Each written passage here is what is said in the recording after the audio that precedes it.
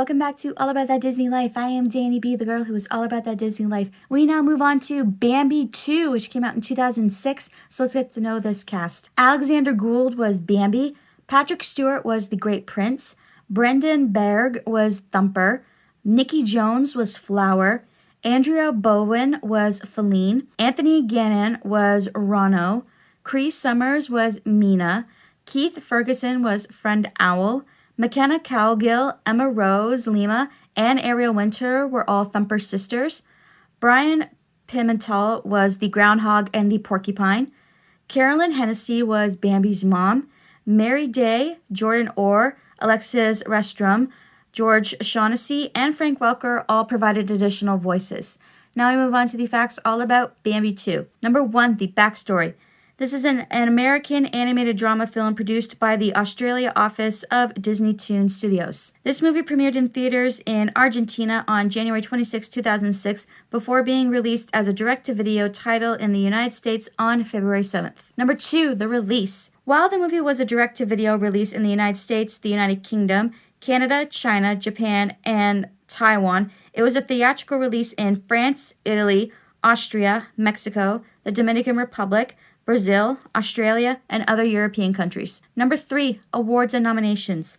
At the Saturn Awards, this movie was nominated for Best DVD Release, but it lost to the Sci-Fi Boys. And at the Annie Awards, this movie won for Best Home Entertainment Production. Number 4, bonus facts. This marks the third Disney midquel, for the first ones being Beauty and the Beast, The Enchanted Christmas, and The Lion King 1.5. In the original movie, Thumper had 5 sisters, but in this movie, he only has 4.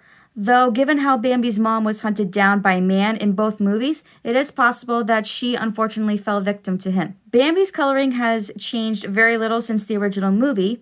Feline's coloration, however, is a darker brown than it was before, closer to her adult coloration. Conflicting with this, however, is the fact that Feline is the only fawn in the movie who keeps her spots all the way through. That tells that Bambi is younger than Ronno, but older than Feline. Patrick Stewart, who voiced the Great Prince of the Forest in this movie, was the only actor who was ever around when the original movie was released, as nobody else in the cast was even born yet.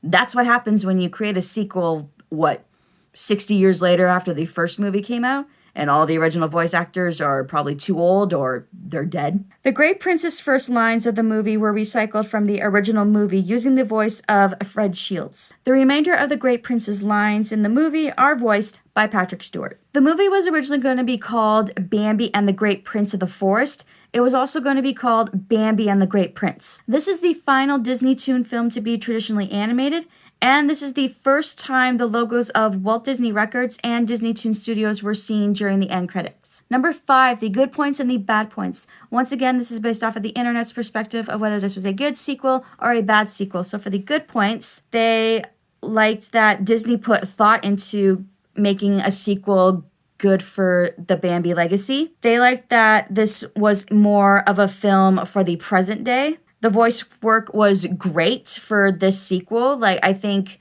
casting was looking for voices to sound somewhat like the actors that we had in the original movie. And fans are also saying that they liked that this movie kind of filled in the gap with the first one, which I have to touch on, and I agree with this because this was done so perfectly. So the first movie, you have Bambi growing up, Bambi with his mom, and then that horrible scene, Bambi's mom gets shot by the hunter, and then his father finds him in the snow, and then he takes them off, and then apparently many years go by, here's adult Bambi, and fans are wondering what happened to him. This is the sequel that answers that question as to what happened after Bambi's mom got killed.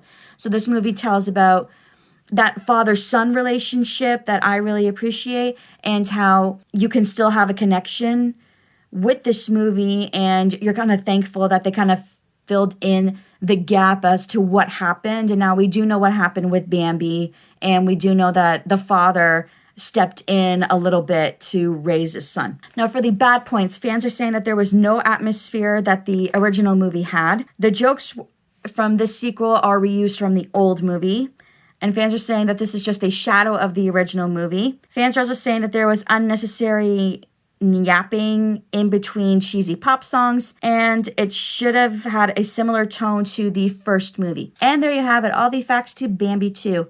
If you like this video, please hit that like button and don't forget to subscribe. And I hope you have a zippity-doo-dah day. Goodbye.